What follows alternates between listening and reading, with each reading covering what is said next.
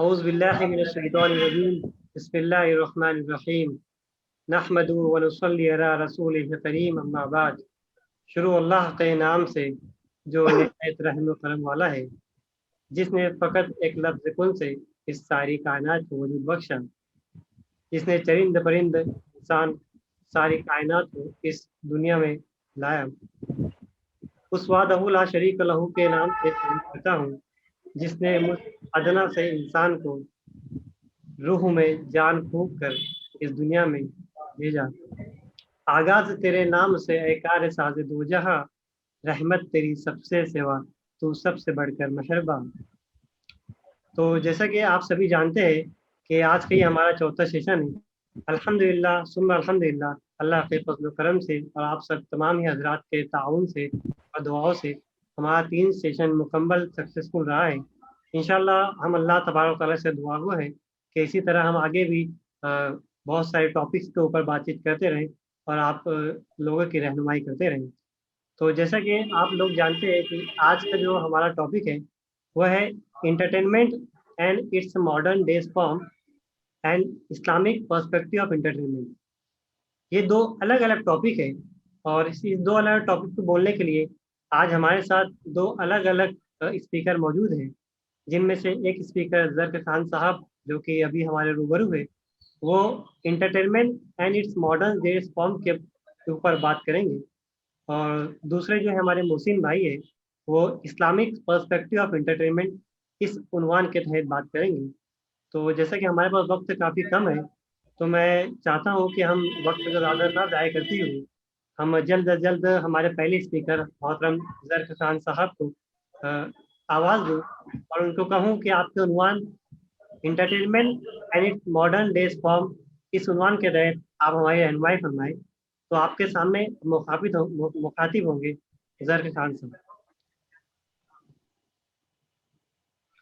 अस्सलाम वालेकुम रहमतुल्लाह। जज़ाकल्लाह ज़ाहिद भाई, बहुत बहुत शुक्रिया कि जैसे मुझे टॉपिक दिया गया है entertainment and its modern day form, तो मेरी कोशिश रहेगी उस पर कुछ अपने इज़हार ख्याल पेश करूँ। अल्लाहुम्मा लकल हम्दु कमा अंत अहलु वस्सल्ली वस्सलाम अला सय्यिदिना मुहम्मद कमा अंत अहलु वफ़अल बिना मा अंत अहलु फइन्नका अहलु तक़वा व अहलुल मग़फ़िरा रब्बि इश्रह ली सदरी व यस्सिर ली अमरी वहलुल उक़दतम मिन लिसानी यफ़क़हू क़ौली। एंटरटेनमेंट, देखिए एंटरटेनमेंट एक जरिया है अपने जो माइंड को रिफ्रेश करने का और एक वक्ती तौर पे एक तस्कीन हासिल करने का। और आज के स्ट्रेसफुल इन्वायरमेंट में जिससे हम गुजर रहे हैं, जिसमें हम रह रहे हैं, ये बहुत ज़रूरी हो जाता है कि इस एंटरटेनमेंट का हम भी इसको जो है एंटरटेनमेंट हमारे लिए ज़रूरी हो जाती है, खासकर फिजिकल और मेंटल हेल्थ के लिए और ओवरऑल पर्सनालिटी डेवलपमेंट जो हमारी है उसके लिए। लेकिन इसकी कुछ शर्तें हैं, वो शर्तें जो है कि एक तो शरीयत के दायरे में हो और जो मॉरलिटी के असूल हैं उसके दायरे में अगर ये जो है हासिल की जाए। ठीक है, तो एंटरटेनमेंट दो तरह की है, एक पॉजिटिव, एक एक्टिव एंटरटेनमेंट है, एक पैसिव एंटरटेनमेंट है। एक्टिव एंटरटेनमेंट में इंसान फिजिकली और मेंटली उसके अंदर एक्टिव पार्टिसिपेट करता है। जैसे हम स्पोर्ट्स खेलते हैं, क्रिकेट खेलते हैं, और क्रिकेट में वो फिजिकली भी इन्वॉल्व हो रहा है और मेंटली भी इन्वॉल्व हो रहा है। कोई हाइकिंग कर रहा है, ट्रैकिंग पे जा रहा है, तो ये एक्टिव एंटरटेनमेंट होगी। पैसिव एंटरटेनमेंट होगी कि हम उसके अंदर फिजिकली इन्वॉल्व नहीं है, आप जो है फिजिकली इन्वॉल्व नहीं होते, आप जो है मेंटली इसके अंदर जो इन्वॉल्व हो रहे हैं। जैसे आप कोई क्रिकेट मैच देख रहे हैं या सिंगिंग कोई गाना वगैरह सुन रहे हैं, तो ये एक पैसिव एंटरटेनमेंट होगी। तो एक्टिव और पैसिव एंटरटेनमेंट में अगर मैं इसमें देखूं तो एक्टिव एंटरटेनमेंट में ज़्यादा जो है इंसान को बेनिफिट है। जैसे इंसान कोई स्पोर्ट्स खेलता है तो वो फिजिकल जो है उसको फ़ायदा होता है और उसकी जो फिजिकल एक्टिविटीज़ की वजह से उसको जो है फ़ायदा होता है। हाइकिंग के लिए जाता है जब, और साथ साथ में अगर वो जो है अपने फैमिलीज के साथ टाइम स्पेंड करता है, तो ये एक्टिव एंटरटेनमेंट जो है बनिस्बत पैसिव के ज़्यादा बेटर है। पैसिव एंटरटेनमेंट कुछ फ़ायदा भी है, लेकिन इसके फ़ायदे के साथ साथ इसके बहुत सारे नुकसान आते हैं, वो बाद में हम डिस्कस करेंगे। अगर इसकी हिस्ट्री की बात करें तो एंटरटेनमेंट के सबसे पहले जो सोर्स था वो मैजिक शोज था, जो 2700 बीसी में शुरू हुआ थे। उसके बाद 400 एडी में थिएटर प्लेज आए। उसके बाद मेडिवल एरा में पोइट्री और सिंगिंग जो है बहुत बड़ा बड़ा सोर्स माना जाता था एंटरटेनमेंट का। कोर्टयार्ड जो खासकर हम देखते हैं कि जो सहाबा के दौर से पहले दौर जहालियत है, वो जो है अरबों के अंदर एक शायरी बहुत बड़ा एक इसका जरिया समझा जाता था, एक इज्जत का मयार भी समझा जाता था। बड़े बड़े शायरों की इज्जत हुआ करती थी और एक मजलिसें लगा करती थी जहाँ लोग टाइम स्पेंड करते थे। और फिर हम जो मुगल दौर के अंदर भी जो है कोर्ट जो होते थे उनके वहाँ पे पोएट्री और स्पेशल कोर्ट पोइट रखा जाता था। उसके बाद 1550 एडी में जो है आउटडोर एंटरटेनमेंट शुरू हुआ, जिसमें स्पोर्ट्स एक्टिविटीज शुरू की गई, म्यूजिक और अम्यूजमेंट पार्क वगैरह बनाए गए। 1768 में सर्कस का जो है वजूद में आया है, सर्कस वजूद में आया है। और फिर मूवीज, और 1896 में सबसे पहले मूवी जो अराइवल ऑफ ट्रेन, लेकिन ये इसके मूवीज में सिर्फ वीडियो थी, इसमें ऑडियो नहीं थी, साइलेंट मूवी थी।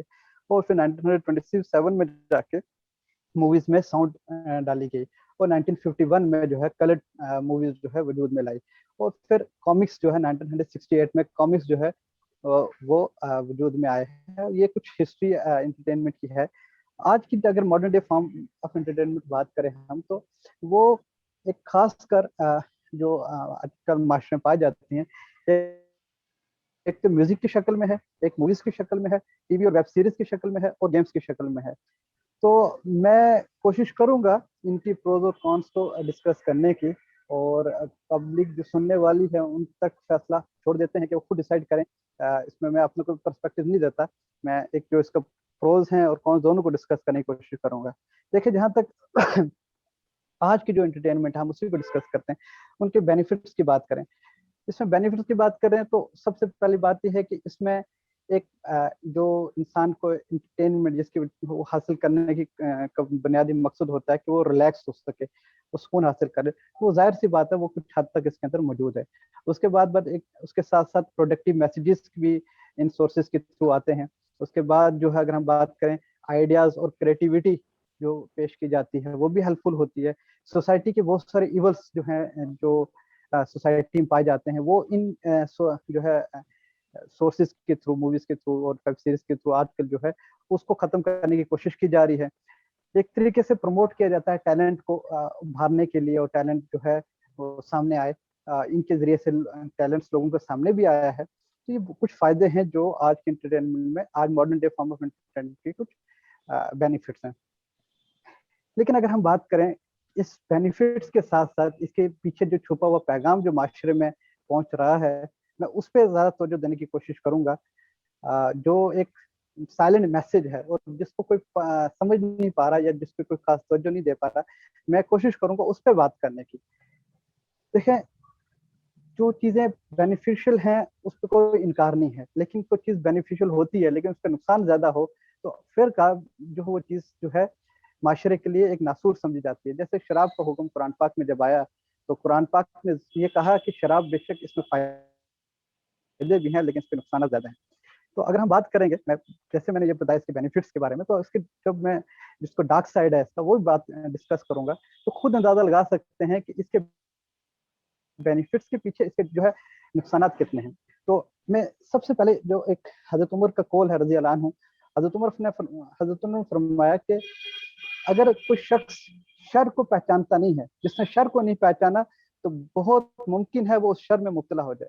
यानी जिस शख्स ने बुराई को नहीं पहचाना तो ये मुमकिन है, ये चांसेस हैं कि उस बुराई में मुब्तला हो जाए। और साथ साथ में एक चीज जो मैं यहाँ कहने की कोशिश चाहूंगा, असल में जो दुनिया में इस वक्त क्लैश ऑफ सिविलाइजेशन चल रही है, तहजीबों की जंग चल रही है, और जो वेस्टर्न सिविलाइजेशन है जो उसमें अंदर सबसे ज्यादा जो हमारे जो एक तरीके से बेहयाई और वाहियात चीजों को प्रमोट किया है, उस वेस्टर्न सिविलाइजेशन को अपने जो है पूरी दुनिया के ऊपर नाफिज होने के लिए दो सबसे बड़ी रुकावटें बनी हुई हैं। एक वो इस्लामिक सिविलाइजेशन है और एक इंडियन सिविलाइजेशन है। तकरीबन उसके अलावा जितनी भी सिविलाइजेशन है, वेस्टर्न सिविलाइजेशन ने उसको जो है खत्म कर दिया है, अपने अंदर उसको इनगल्फ कर लिया है। लेकिन दो रुकावटें थी, एक इस्लामिक सिविलाइजेशन और इंडियन सिविलाइजेशन। अगर हम इंडियन सिविलाइजेशन की बात करें तो वो जिसका हम हिंदू समाज कहते हैं, या हिंदू समाज के अंदर ब्रॉड टर्म के अंदर जैसे इंडियन सब कॉन्टिनेंट के अंदर इस्लाम के अलावा दूसरे धर्म है, इन सब का एक जो सिविलाइजेशन है, इन सब का जो एक कल्चर है, वो भी एक वेस्टर्न सिविलाइजेशन के लिए रुकावट है।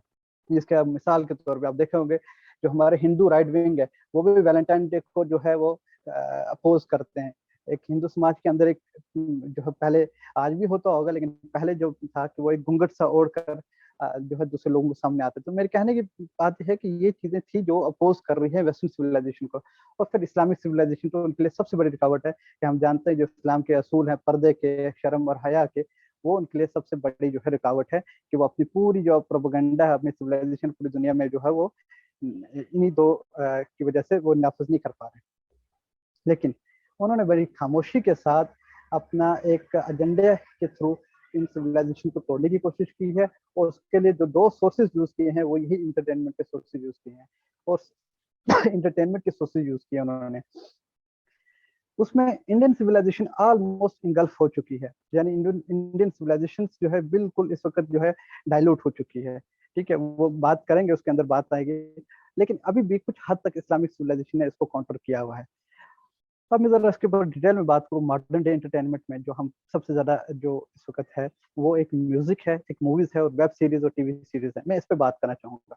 देखिए मूवीज का जहाँ तक ताल्लुक है तो हमारे पास दो बड़े जो है जो प्लेटफॉर्म है, एक हॉलीवुड और बॉलीवुड। जहाँ तक हॉलीवुड की बात करें, हम सब जानते हैं उसको $1 मिलियन इंडस्ट्री है हॉलीवुड की, और पूरी दुनिया में उसको देखा जाता है। और किस तरीके से जो है उसके अंदर जो है पैगामात उनके लोग उनको लेते हैं और फिर वो उनके माशरे में, उनकी सोसाइटी में जो असर पड़ता है। लेकिन टीवी का एक बात कही जाती थी कि टीवी वो चीज शो करती है जो सोसाइटी में पाई जाती है। हालांकि ये बिल्कुल गलत बात है। टीवी का हरगिज ये बात किसी जमाने में वैलिड होगी, लेकिन आज के जमाने में हरगिज नहीं है। बल्कि आज के जमाने के एतबार से मैं बात करूं, टीवी और या हम टीवी से मेरी मुराद जो भी कम्युनिकेशन के सोर्स हैं जिसके थ्रू ये मूवीज दिखाई जा रही हैं या म्यूजिक पेश किया जा रहा है या वेब सीरीज दिखाई जा रही है, चाहे वो टीवी हो चाहे वो मोबाइल के थ्रू वेब यूट्यूब या वेब सीरीज की जो सोर्सेज हैं वो हों। तो इनमें से सबसे बड़ी बात जो है, इनका मेन एजेंडा आज के दौर में यह है कि इनके जरिए से सोसाइटी में मैसेजेस को जो है पेश किए जा रहे हैं। वो मैसेजेस सोसाइटी को क्या असर डालते हैं वो मैं कोशिश करूंगा पेश करने की कि इन इन वेब सीरीज के जरिए, मूवीज के जरिए, म्यूजिक के जरिए सोसाइटी पे क्या असर पड़ रहा है। देखिए जहां तक हॉलीवुड की बात है, हम सब जानते हैं हॉलीवुड के अंदर जो है फोनोग्राफी और सॉफ्ट फोन जिसको हम कहते हैं वो एक आम सी बात है। 1970s में अगर बात करें, ये तो एक बिल्कुल खुल कर आ गया। अब इसमें डिस्कस नहीं करना चाहूंगा क्योंकि आसिफ भाई ने कल 2-3 दिन पहले ही इसको डिस्कस किया था। तो हॉलीवुड में ये कोई बड़ी बात नहीं थी, ठीक है। लेकिन जहां तक बॉलीवुड की बात करें, बॉलीवुड जो है 600 मूवीज पर ईयर बनाता है। उसमें कुछ हद तक एक मर्यादा रखी गई थी, कुछ हद तक शर्म और हया थी, लेकिन टाइम के साथ वो किस तरह खत्म हुई है हम सब जानते हैं, ठीक है।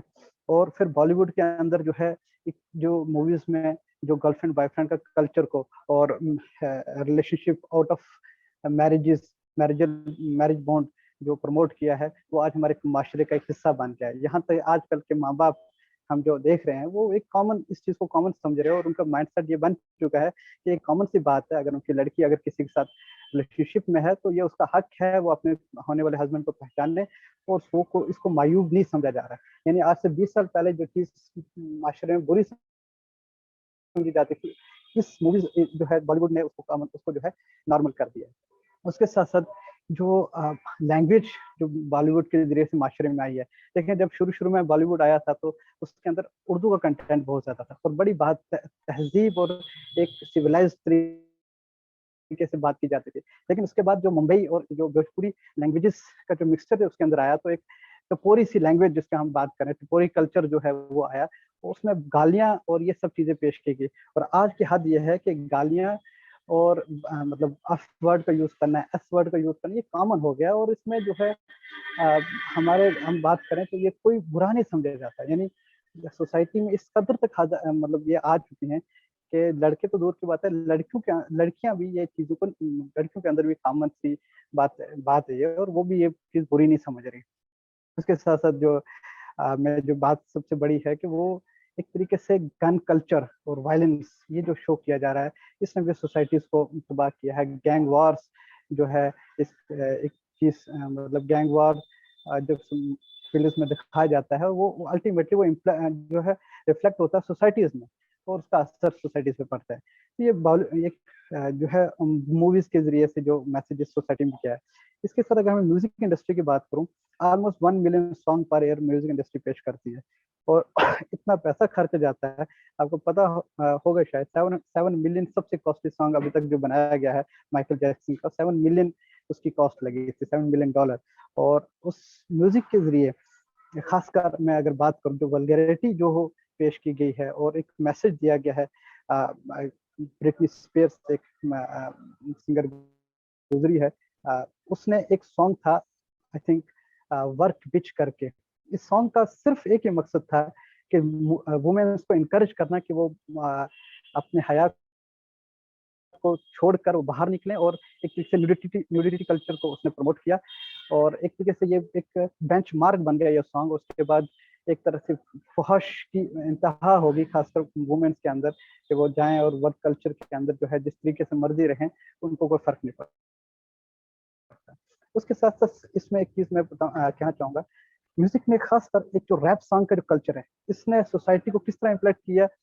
रैप सॉन्ग, अब चाहे वो लिल वेन का हो, चाहे वो इंडियन की बात करें तो बोहेमिया का हो, चाहे वो हनी सिंह का हो, ये वो लोग हैं जिन्होंने ड्रग कल्चर को सबसे ज्यादा प्रमोट किया। ड्रग कल्चर को, अल्कोहल को, और वल्गैरिटी और सेक्सुअल कंटेंट तो है ही होता है इनमें। इसने यूथ को इस कदर तक तबाह किया कि आज तकरीबन कोई सोसाइटी ऐसी नहीं है जो ड्रग्स में इन्वॉल्व, जहाँ पे हर यूथ, कोई चाहे वो हम अपने मैं अपने इलाके की क्यों ना बात करूं, लेकिन हर मोहल्ले में जो है चरस और अफीम आम हो गया। और आप देखेंगे कहीं ना कहीं उसका पीछे असर ये सॉन्ग्स और ये सब चीजें भी हैं। ठीक है। इसके बाद अगर मैं बात करूं म्यूजिक के बाद, जो आज सबसे ज्यादा जो एक सबसे ज्यादा ट्रेंडिंग है वो वेब सीरीज है, टीवी सीरीज है। देखें, पहले टीवी के जरिए से चीजें देखी जाती थी और एटलीस्ट कुछ ना कुछ शर्म हया बाकी होती थी, हालांकि उसमें भी उसने खत्म कर दिया। जैसे कि शुरू में अगर कोई ऐड आती थी और जो है उसमें सब बैठे होते थे, और उस ऐड में कोई जो वल्गैरिटी दिखाई जाती थी वो सब उसको देखते थे, और आस्ते आस्ते करके वो चीज कॉमन बन गई। तो जब ये टीवी और टीवी के जो है सीरीज और वेब सीरीज आई हैं, इसमें खासकर मैं अगर बात करूं जो इंडियन वेब सीरीज हैं, चाहे वो अमेजोन प्राइम की हो जाए, चाहे वो अपने एमएक्स प्लेयर वगैरह, ये जो इनकी वेब सीरीज दिखाई जाती हैं, इनका सबसे बड़ा मसला ये है कि इन्होंने जो माशरे को, जो पूरी फैमिली स्ट्रक्चर को पूरा तबाह किया है। देखिए, सबसे ज्यादा जो इनकी वेब सीरीज के जो मैसेजेस रहते हैं वो एक्स्ट्रा मैरिटल अफेयर्स रहते हैं। एक्स्ट्रा मैरिटल अफेयर्स में भी खासकर with in the family member, मैं हया का तकाजा ना होता तो मैं खुल के बताता, लेकिन क्योंकि बात बहुत सेंसिटिव है इसलिए मैं करना चाहूंगा। यानी एक फैमिली के अंदर ही एक रिलेशन, बीवी का उसके देवर के साथ ताल्लुक है, बीवी का उसके ससुर के साथ ताल्लुक है, ये चीजें पेश की जा रही हैं आज के दौर के, आज की वेब सीरीज के अंदर। ठीक है। इसमें जो सॉफ्ट फोन है वो तो अपनी जगह रहा, इसके साथ साथ एक जो है वाइफ स्वैपिंग का कंसेप्ट इसके अंदर दिखाया जा रहा है, और ये बहुत सी वाहियात चीजें जो मैं जुबान से भी नहीं निकाल सकता। ठीक है। इसके साथ साथ जो खासकर मैं कहना चाहूंगा जो टीवी ड्रामाज हैं, और वो टीवी ड्रामाज जो मुस्लिम सोसाइटी में जो देखे जा रहे हैं वो पाकिस्तानी टीवी ड्रामाज, उन्होंने एक मुस्लिम नाम को लेकर ये सारी चीजें बड़ी खामोशी के साथ हमारे माशरे में पहुंचा दी। चाहे वो एक्स्ट्रा मैरिटल अफेयर्स हो जाए, चाहे वो हमारा जो ये दूसरा वाहियात कल्चर हो जाए, क्या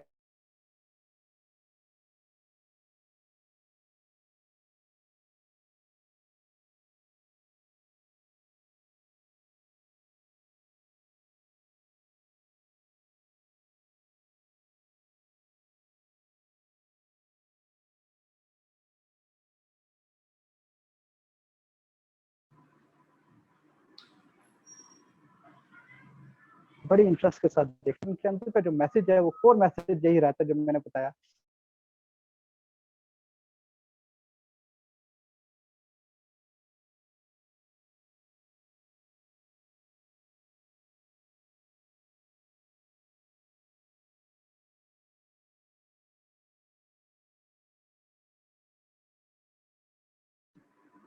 तो शायद लगता है कि हमारे जो स्पीकर थे ज़रा भाई, जो मॉडर्न डेज ऑफ इंटरटेनमेंट के बारे में बात कर रहे थे, शायद कुछ कनेक्शन के इंटरप्शन की वजह से लगता है कि वो लीव हो गए मीटिंग से। लेकिन जैसा कि उन्होंने बहुत सारी बातें बताई हैं, बहुत ही मुफीद और कारगर बातें बताई हैं। उन्होंने सबसे पहले तो बताया कि किस तरह से वेब सीरीज़ और मूवीज़ के ज़रिए से एक फहिश और उरियानियत को फैलाया जा रहा है और किस तरह से हमारे माइंड को कंट्रोल किया जा रहा है। एक एंटरटेनमेंट के नाम पे एक मतलब एक गलत तरीके का खेल खेला जा रहा है। इंसान के और ख़ास तौर से यूथ के माइंड को इस तरह से बिगाड़ा जा रहा है कि वो वल्गैरिटी की तरफ चले जाए, वो फहिशकारी की तरफ चले जाए।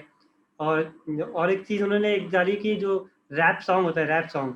तो रैप सॉन्ग जो जो जितने भी मतलब जो करते हैं, जो भी एक्टर्स ये करते हैं, तो वो ड्रग्स लेते थे वो। तो रैप सॉन्ग जब यूथ रैप सॉन्ग को लाइक करेगा, तो जो रैप सॉन्ग गा रहा है, तो उसकी जो तर्ज ज़िंदगी है, उसको भी देखेंगे कि वो तर्ज ज़िंदगी कैसे इख्तियार कर रहे हैं। तो इसके लिए ड्रग्स को और जितनी भी नशा आवर चीज़ें हैं, नशा आवर चीज़ों की भी क्या बोलते हैं बहुत ज़्यादा यूथ में की डिमांड हो गई। तो इस तरह से मतलब बहुत सारी बुराइयाँ एंटरटेनमेंट के नाम पे फैल गई। तो ये तो मॉडर्न डेज़ के एंटरटेनमेंट के बारे में ज़र्क भाई हमको बहुत अच्छी तरीके से बता रहे थे। मैं उनका बहुत-बहुत शुक्रगुज़ार हूँ कि उन्होंने इतने अच्छी तरीके से और बहुत ही कम वक़्त में हमको बहुत ही मुफ़ीद और कारगर बातें बताई।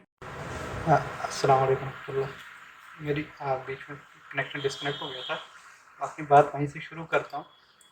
पाकिस्तानी सीरियल्स पे मेरी बात चल रही थी। ठीक है, पाकिस्तानी सीरियल्स का जहाँ तक ताल्लुक़ है, उन्होंने इस्लामिक वर्ड्स का और मुस्लिम वर्ड का नाम इस्तेमाल करके उन्होंने वो सारी बेहयाई की चीज़ें जो है पाकिस्तानी माशरे में, मुस्लिम माशरे में, चाहे वो इंडिया का हो चाहे पाकिस्तान का हो, उसमें उन्होंने प्रमोट किया है। सिर्फ फ़र्क इतना है कि जितनी वल्गैरिटी अभी दूसरी जगह है, चाहे इंडियन मूवीज़ में या इंडियन वेब सीरीज़ में या बात की दूसरी जगह पे हैं, उतनी अभी तो इनमें नहीं आई। लेकिन जो पैगाम थे, पैगाम उन्होंने वो सेम इसके अंदर पहुंचाया है। अच्छा, इसका एक नुकसान ये है कि क्योंकि ये मुस्लिम वर्ड्स इस्तेमाल होते हैं, जैसे एक सीरियल है खुदा और मोहब्बत, किसी ने हमने बताया, तो जब सर्च कर रहा था तो उन्होंने ये बताया कि इसका एक कितना इस्लामिक वर्ड नाम रखा है, लेकिन जिसके आगे मैसेजेस थे वो वही थे जो बाकी जो है दूसरी चीज़ें थी, कि एक मैरिज से पहले के रिलेशनशिप को बताना, और उस तरीके से जो है वो सारी बेहयाई की बातें उसके अंदर है। सिर्फ नाम ऐसा रखा है कि जो लोगों को अट्रैक्ट कर सके। उसके नतीजे में बहुत से लोग जो है वो अट्रैक्ट होके मुस्लिम लोग अट्रैक्ट होके, उसमें बहुत से अच्छे ख़ानदान के दीनदार लोग भी इन चीज़ों को देखते हैं, और ख़ासकर औरतों के अंदर ये बहुत ज़्यादा पाया जाता है। तो इन्होंने सबसे ज़्यादा नुकसान किया है। इनके जो मैसेजेस का कोर कंटेंट यही रहता है, एक्स्ट्रा मैरिटल अफेयर्स, शादी से पहले के रिलेशनशिप्स, और इन्होंने शादी से पहले के जो ताल्लुकात हैं उनको इतना कॉमन कर दिया है कि आज वो कोई माशरे में उनको कोई ऐब ही नहीं समझता। और उसका नतीजा जो है वो पाकिस्तान ने जो है डाइवोर्स रेट्स के इंक्रीज़ की शक्ल में देखा है। ज़ाहिर सी बात है, जब ये चीज़ें होंगी तो इन्होंने डाइवोर्स को कॉमन करके बता दिया कि divorce is not a big thing, आप एक से ताल्लुक़ तोड़ के दूसरे से जुड़ सकते हो। तो ये चीज़ें अल्टीमेटली माशरे में रिफ्लेक्ट होती हैं और वो डाइवर्स रेट्स बढ़े हैं। आप इससे अंदाज़ा लगा सकते हो, चाहे वो पाकिस्तान की सीरियल्स हों, चाहे वो इंडियन सीरियल्स हों, चाहे बाहर की सीरियल्स हों, इनका जो मैसेज है वो किस कदर ख़तरनाक है। चाहे इनका जो है जो जो मैसेज पेश करके देते हो कि इसमें ये फ़ायदे हैं, लेकिन उसके पीछे जो छुपा हुआ मैसेज है वो कितना ख़तरनाक है, जो सोसाइटी को और पूरी फैमिली स्ट्रक्चर को उन्होंने तबाह किया। इसके साथ एक और बात मैं कहना चाहूँगा, जो हमारे यूथ के अंदर बहुत ज़्यादा जा रही है, वो है जोक कल्चर का और मीम्स का बहुत ज़्यादा इस्तेमाल करना। यानी हर वक्त एक जो मजाकिया मूड में रहना और मजाकिया एटीट्यूड बना लेना, ये आज का बहुत बड़ा अलमिया है यूथ का।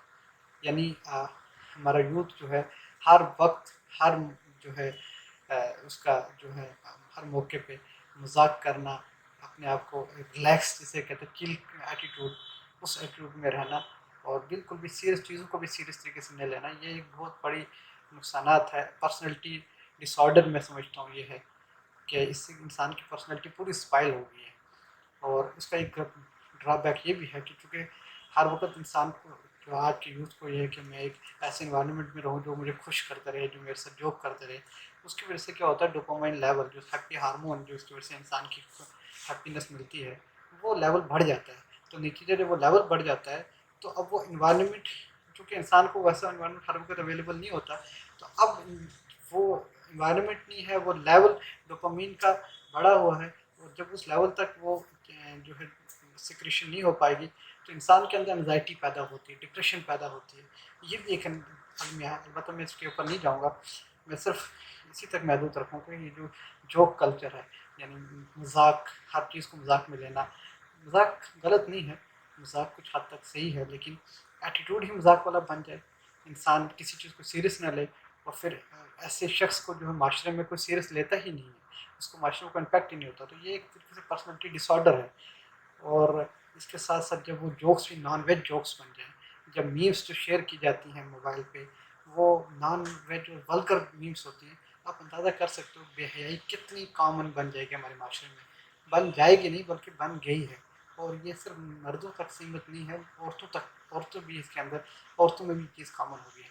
यानी वल्गैरिटी, वो बातें जो बेशर्मी की बात समझी जाती थी, आज औरतों की तकिया कलाम बन गई है, मर्दों की तकिया कलाम बन गई है। अब अंदाज़ा कर सकते हैं हमारा किस तरीके से जो है सोसाइटी के अंदर ये चीज़ें आ चुकी हैं। इसलिए ये कहना कि नस्लें तबाह हो जाएंगी, ये एक पुराना जुमला है।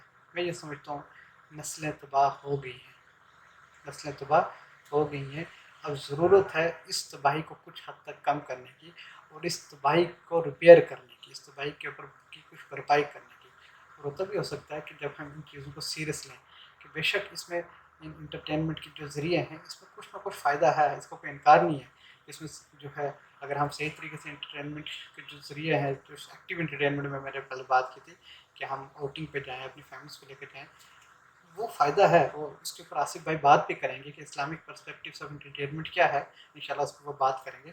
लेकिन मेरा ये कहना है कि ये एक तरफ हम इसका पॉजिटिव रख दे, एक तरफ इनके एडवांटेजेस रखते हैं, एक तरफ ये सारी चीज़ें रखें, तो आप खुद अंदाज़ा लगा लें कि इसका कितना बड़ा इफेक्ट है सोसाइटी पे, और उसका कितना बड़ा नुकसान आता है। तो इसी के साथ मैं अपनी बात ख़त्म करूँगा, और आसिफ भाई को मैं दावत दूँगा कि आप आएँ, और जो इस्लाम ने इंटरटेनमेंट के ऊपर जो रोशनी डाली और इस्लाम इंटरटेनमेंट के बारे में क्या कहता है वो आप बताएं, क्योंकि इंटरटेनमेंट इस्लाम ने भी प्रमोट की है, लेकिन वो किस एतबार से है, वो उसके असूल क्या हैं, इंशाल्लाह आसिफ भाई बताएंगे। तो इसी के साथ मैं इजाज़त चाहूँगा। जज़ाकल्लाह, अस्सलाम वालेकुम रहमतुल्लाह। तो अब हम अब इस सेशन के अगले हिस्से की तरफ चलते हैं। जो अगला हिस्सा है वो उसमें जो हमारे दूसरे स्पीकर है आसिफ इकबाल साहब, आसिफ इकबाल भाई, वो हमको बताएंगे कि इस्लामिक पर्सपेक्टिव इंटरटेनमेंट का क्या है, कि इस्लाम इंटरटेनमेंट के बारे में क्या कहता है, इस्लाम का तर्ज अमल क्या है इंटरटेनमेंट की नज़र में। तो मैं आसिफ इकबाल भाई, आसिफ इकबाल साहब से बड़ी पुरअमल से गुजारिश करूँगा कि वो आए और इस सेशन को आगे बढ़ाते हुए इस्लामिक पर्सपेक्टिव ऑफ इंटरटेनमेंट के बारे में हमको कुछ आगाह करें और हमको कुछ बुनियादी मालूमात फराहम करें। आपके सामने आसिफ इकबाल साहब।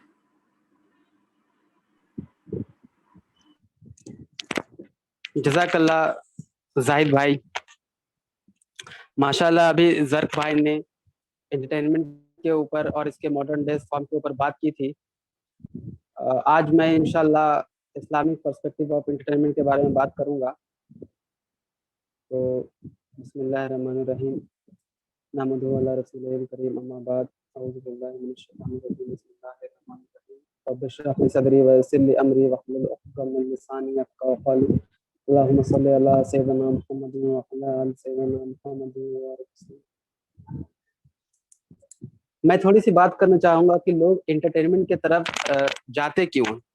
जनरल तौर पर इंसान को जैसा कि हमें पता है कि इंसान के अंदर एक मतलब एक सोल है जिसको रूह बोलते हैं, और एक बॉडी है जिसको अल्लाह ताला ने मिट्टी से बनाया है, और जो सोल है वो अल्लाह ताला ने उसको बनाया है। तो दो चीज़ों से अल्लाह ताला ने इंसानों को बनाया है।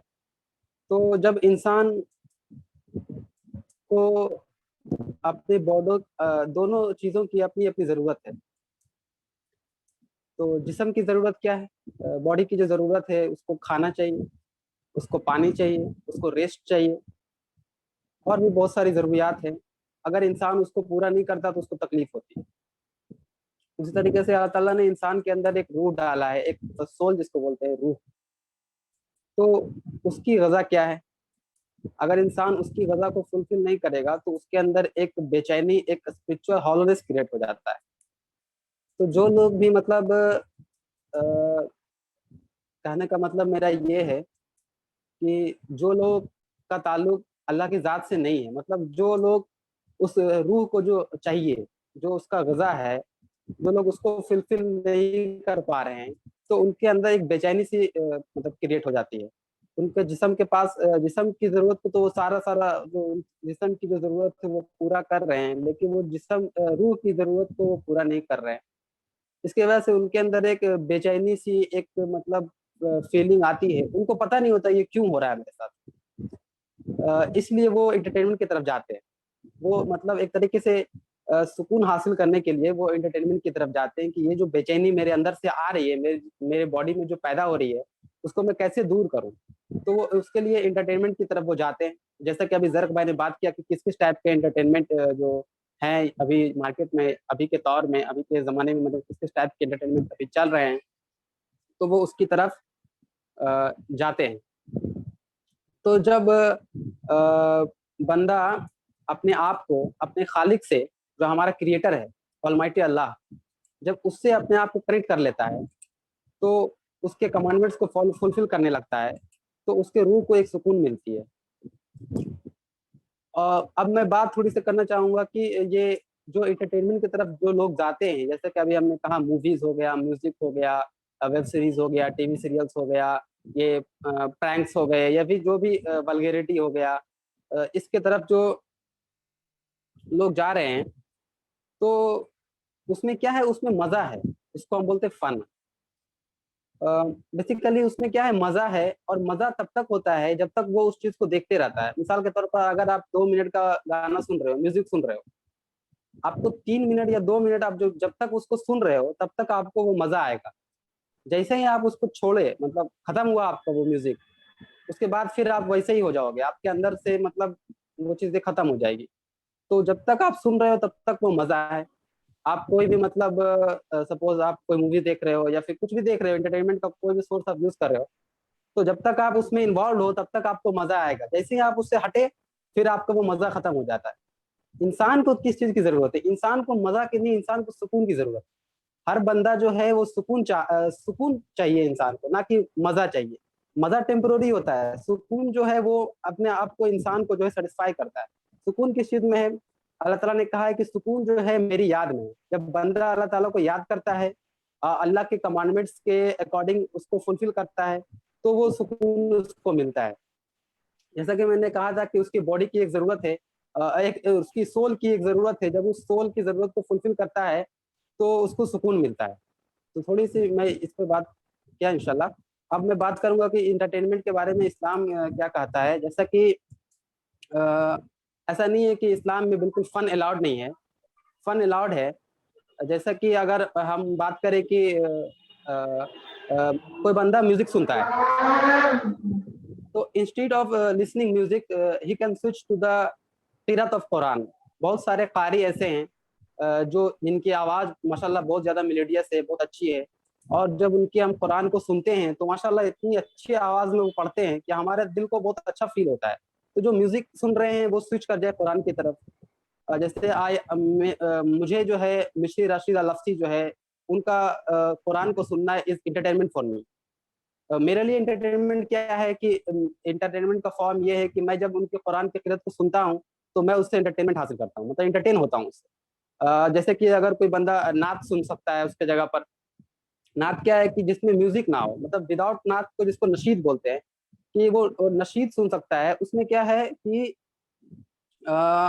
आप उसमें उसके कलमात जो होते हैं वो बेसिकली हम रसूलुल्लाह सल्लल्लाहु अलैहि वसल्लम की तारीफ के बारे में बात करते हैं, और विदाउट म्यूजिक वो कलमात बहुत अच्छे हो जाते हैं। तो आप उस पर स्विच कर सकते हो, वो एंटरटेनमेंट का एक फॉर्म हो सकता है। और आप सबसे बड़ी चीज क्या है कि हाँ, और आप मतलब going to the restaurants to मतलब टू हैविंग लंच और to having dinner with friends, ये भी एक एंटरटेनमेंट का बहुत अच्छा जरिया है। जैसे कि हम लोग अपने साथियों के साथ, अपने दोस्तों के साथ रेस्टोरेंट वगैरह जाते हैं खाने के लिए, तो वो भी एक एंटरटेनमेंट का जरिया है। आप इसको भी मेरे लिए ये भी एक एंटरटेनमेंट है। लिसनिंग न्यूज़ को सुनना, मतलब जो बोलते हैं जिसको कि करंट अफेयर्स, जो इंटरनेशनल अफेयर्स जो हो रहे हैं, उसको सुनना मेरे लिए एंटरटेनमेंट है। तो depending upon you how you want to entertain yourself. Basically क्या है कि अगर बंदा अपने आप को शुरू से ही इन सब चीज़ों में इन्वॉल्व कर लेगा, जिसको हम मूवीज वगैरह और ये जो म्यूजिक हो गया, मूवीज हो गया, जो भी ज़र्क भाई ने बताया था। तो हम चूंकि इसमें सोसाइटी में हर लोग इसकी तरफ इससे इन्वॉल्व हैं, और चूंकि सोसाइटी ये चीज़ों को प्रमोट कर रही है, तो हम भी इसमें इन्वॉल्व हो जाते हैं। तो हम भी इसको मतलब एक इसमें जो बताया कि इसमें सुकून नहीं है, इसमें मजा है। और इसके बहुत सारे ये भी है कि आपको ये मतलब एंटी वो कर देता है, मतलब इसके साइड इफेक्ट्स तो थोड़ा है ही। हाँ, तो मैं ये कहना चाह रहा था कि किस किस फॉर्म में आप एंटरटेनमेंट को ले सकते हो। Like listening Islamic speakers, Islamic lecture, Islamic जो स्कॉलर्स हैं उनके मतलब लेक्चर को ऑनलाइन सुनना, वो मेरे लिए एंटरटेनमेंट हो सकता है। तो आप खुद चूज करो कि आप किस फॉर्म का एंटरटेनमेंट करना चाह रहे हैं। लाइक ऐसा नहीं है कि मतलब हर बंदे का एंटरटेनमेंट करने का तरीका अलग अलग हो सकता है। जैसे कि बताया कि अगर कोई बंदा म्यूजिक या मूवीज ये इन सब चीजों की तरफ नहीं जाता है, तो वो कैसे एंटरटेनमेंट हासिल करे। तो ऐसा नहीं है कि वो एंटरटेनमेंट हासिल नहीं कर सकता है। उसके अपने अंदर के जो मतलब नीड है, जो उसका रिक्वायरमेंट है, वो उसको थोड़ा सा चेंज करना पड़ेगा, जिससे वो बेहतर और अच्छे एंटरटेनमेंट की तरफ जा सकता है, जिससे उसको कोई नुकसान भी नहीं है और उसको कुछ लर्निंग भी होता है और उसको सुकून मिलता है। सबसे बड़ी बात वो मजा से, फन से दूर, मतलब मजा से हट के सुकून की तरफ आता है, जो कि एक इंसान की रिक्वायरमेंट है। जैसे कि मैंने बताया कि मेरे लिए न्यूज़पेपर को रीड करना या न्यूज सुनना कि करंट अफेयर्स या इंटरनेशनल अफेयर्स में क्या हो रहा है, मेरे लिए एक एंटरटेनमेंट है। मेरे लिए सोशल गैदरिंग्स में ज्वाइन होना, जहां पर ज्यादा अपोजिट जेंडर्स का मिक्स गैदरिंग ना हो, वो ज्वाइन होना मेरे लिए वो एक फॉर्म ऑफ एंटरटेनमेंट है। जैसे कि मैं जब going outside to travel with my family और विथ माय फ्रेंड्स, अपने दोस्तों के साथ, अपने मतलब फैमिली वालों के साथ किसी ऐसे जगह पर घूमने के लिए जाना जो बहुत ज्यादा नेचुरल जगह हो, ब्यूटीफुल जगह हो, तो वहां पर जाके घूमना, ये इंटरटेनमेंट है, ये बहुत अच्छा इंटरटेनमेंट है। ट्रैकिंग के लिए जाना अपने दोस्तों के साथ, ये एक एंटरटेनमेंट है। अगर आप, हाँ, जैसे कि मैंने कहा कि हिस्ट्री के लेक्चर्स को सुनना कि कहाँ पर क्या हुआ था, कैसे कैसे दुनिया में क्या क्या चेंजेस आए और कहाँ पर कौन सा इवोल्यूशन आया, कौन सा रिवॉल्यूशन आया, इसको सुनना, ये भी मेरे लिए एक फॉर्म ऑफ एंटरटेनमेंट है। तो ये सारी चीजें हम इंटरटेनमेंट के लिए ले सकते हैं। सबसे बड़ी बात क्या है कि इस्लाम में फन को, ऐसा नहीं है कि Islam is against the fun. हाँ, as long as if you आप जो है within the boundary of sharia हो, आप फन को अलाउड कर सकते हैं। जैसे कि मैंने बताया बहुत सारे फॉर्म ऑफ फन है जिसको आप अलाउड मतलब एंटरटेनमेंट के फॉर्म में यूज कर सकते हो।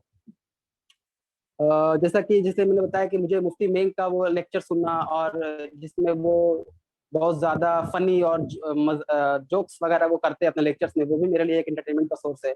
जैसे कि मैं सुनता हूँ कि मुफ्ती तारिक मसूद साहब का वो मैं जब लेक्चर सुनता हूँ, तो उसमें वो बोलते हैं हटो बच्चों, बहुत ज्यादा खानदानी मिसाल दी आपने।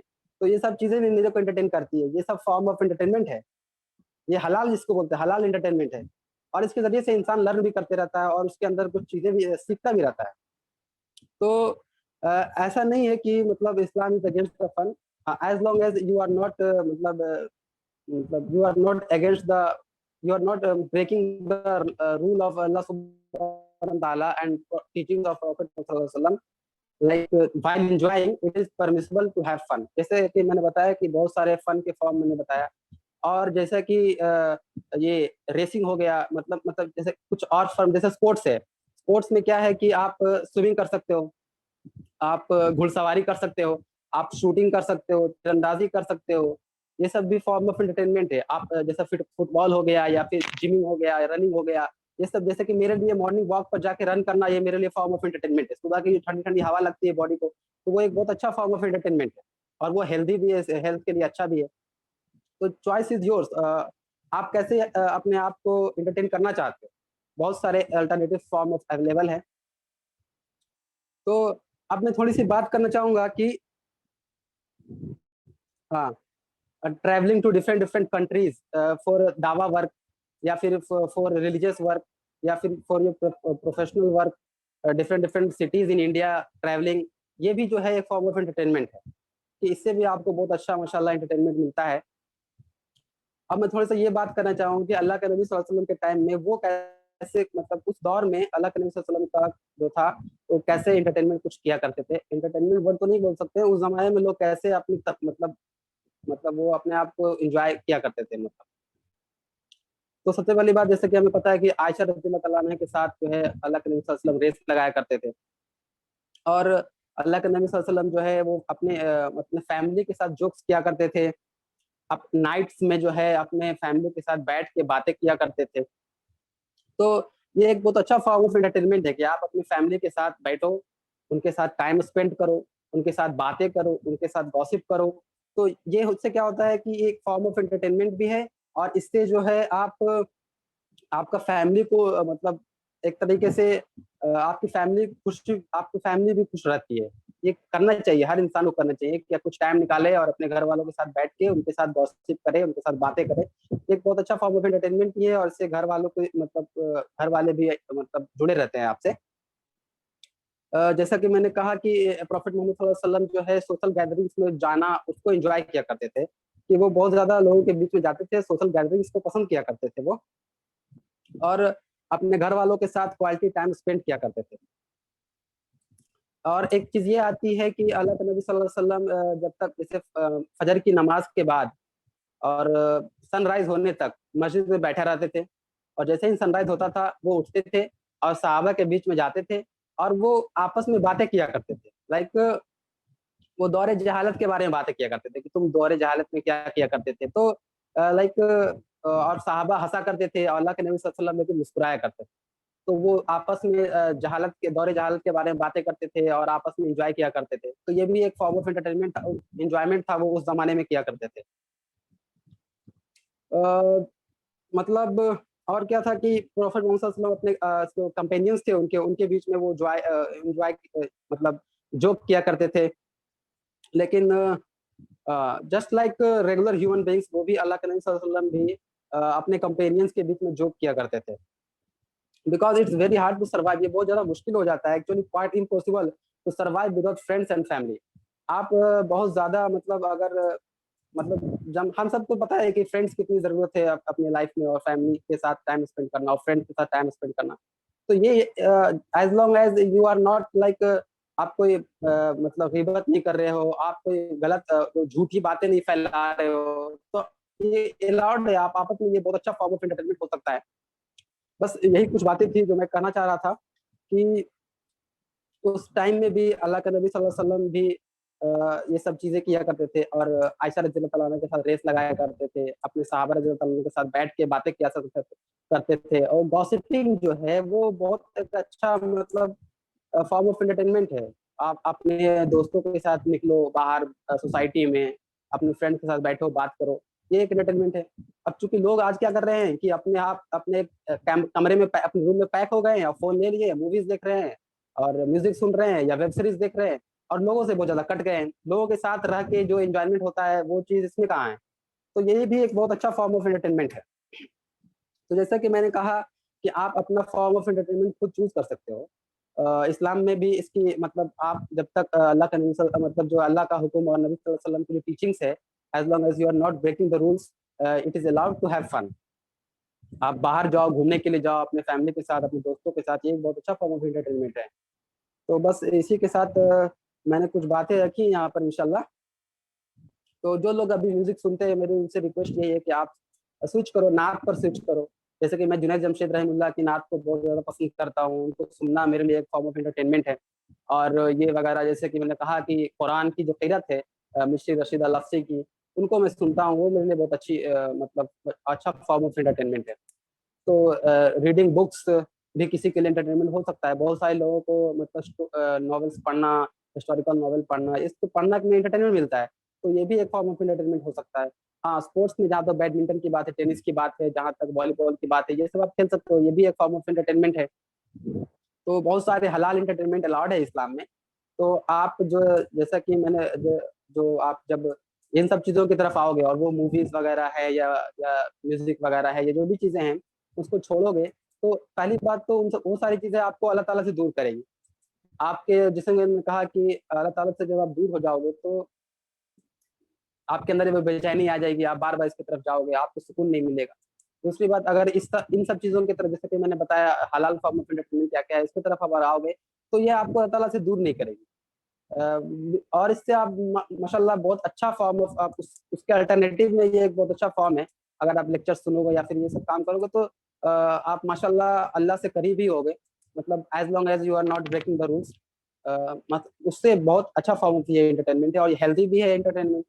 तो मेरी लोगों से रिक्वेस्ट यही है कि इस्लाम का जो पर्सपेक्टिव ऐसा नहीं है कि Islam is fully against the fun, आप मतलब बहुत ज्यादा मतलब स्ट्रिक्ट हो जाओ और ये हो जाओ। अल्लाह के नबी सल्लल्लाहु अलैहि वसल्लम की जिंदगी तो मिलता है कि वो अपने बच्चों के साथ भी खेला करते थे, जो उनके हसन हुसैन थे उनके साथ भी वो खेला करते थे, वो जोक्स किया करते थे अपने साहबा रज़ी अल्लाह तआला के साथ। तो बस यही कुछ बातें थी जिसको मैंने रखा है इंशाल्लाह। तो बाकी जज़ाकल्लाह मुझे इनवाइट करने के लिए। तो मैं यहीं पर अपनी बात को ख़त्म करता हूँ। जज़ाकल्लाह आसिफ भाई, माशाअल्लाह आपने बहुत अच्छी तरीके से इस्लाम किस तरह से इंटरटेनमेंट को फ़रोग़ देता है और इस्लाम में किस तरह से इंटरटेनमेंट किया जाना चाहिए, बहुत अच्छी तरीके से बहुत ही मुफीद मालूमात हमारे यूथ के सामने, हमारे इन सामाईन के सामने पेश की। मैं आपका बहुत-बहुत शुक्रगुज़ार हूँ और आप सभी से मैं गुज़ारिश करता हूँ कि आप लोगों ने दोनों चीज़ सुन ली, मॉडर्न डेज़ ऑफ एंटरटेनमेंट और इस्लामिक पर्सपेक्टिव एंटरटेनमेंट। देखो दोनों में कितना ज़मीन आसमान का फ़र्क है कि मॉडर्न डेज़ ऑफ एंटरटेनमेंट वो तो सिर्फ़ एक खुद अकेला आदमी मूवी वगैरह देखता है, उससे बहुत सारे नुकसानात भी हैं। लेकिन इस्लामिक पर्सपेक्टिव एंटरटेनमेंट इतना अच्छा है कि हम फैमिली के साथ, दोस्तों के साथ, शरई हुदूद में रहते हुए सब कुछ कर सकते हैं। तो इस्लाम एंटरटेनमेंट के खिलाफ नहीं है, इस्लाम फ़न के खिलाफ नहीं है। शरई हुदूद में रहते हुए आप जो कुछ भी कर सकते हो करो।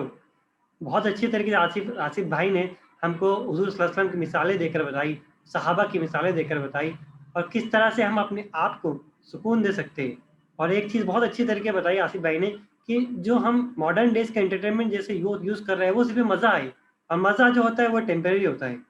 और लेकिन जो असली एंटरटेनमेंट है, असली जो सुकून है, सुकून किसका? दिलों का सुकून। जैसे कि फरमाया गया है कि अला बिज़िक्रिल्लाहि तत्मइन्नुल क़ुलूब, बेशक हमने दिलों का सुकून अल्लाह की याद में, अल्लाह के ज़िक्र में रखा है। तो सुकून चाहिए, मज़ा नहीं चाहिए हमको, सुकून चाहिए। तो मैं आप सभी से गुज़ारिश करता हूँ कि हम सुकून की तरफ जाएँ, टेम्परेरी मज़ा की तरफ ना जाएँ। तो हमारी ये आज का जो टॉपिक था बहुत अच्छे तरीके से आप लोगों ने सुना, आप लोगों ने यहाँ पर आए, मैं आपका बहुत-बहुत शुक्रगुज़ार हूँ।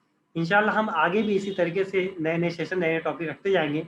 अगर आप लोगों के मन में कोई अगर है कि इस टॉपिक पे बात की जाए, तो आप हमको बताइए, हम इंशाअल्लाह उस टॉपिक पर ज़रूर बात करेंगे। और अगर इस सेशन के बारे में किसी को कुछ फीडबैक वगैरह देना है, तो आप हमको फीडबैक भी दीजिए। हम आपका बहुत-बहुत शुक्रगुज़ार हैं। मैं आप सभी का ममनून व मशकूर हूँ कि और ख़ास तौर से मैं विज़डम सीकर का भी ममनून मशकूर हूँ कि उन्होंने मुझे इस बेहतरीन सेशन को होस्ट करने की ज़िम्मेदारी दी। जज़ाकल्लाहु खैरुल जज़ा। अल्लाह तबारक व तआला हमें कहने सुनने से ज़्यादा अमल की तौफ़ीक अता फ़रमाए। व आखिरु दावाना अनिल हम्दुलिल्लाहि रब्बिल आलमीन। खुदा हाफ़िज़।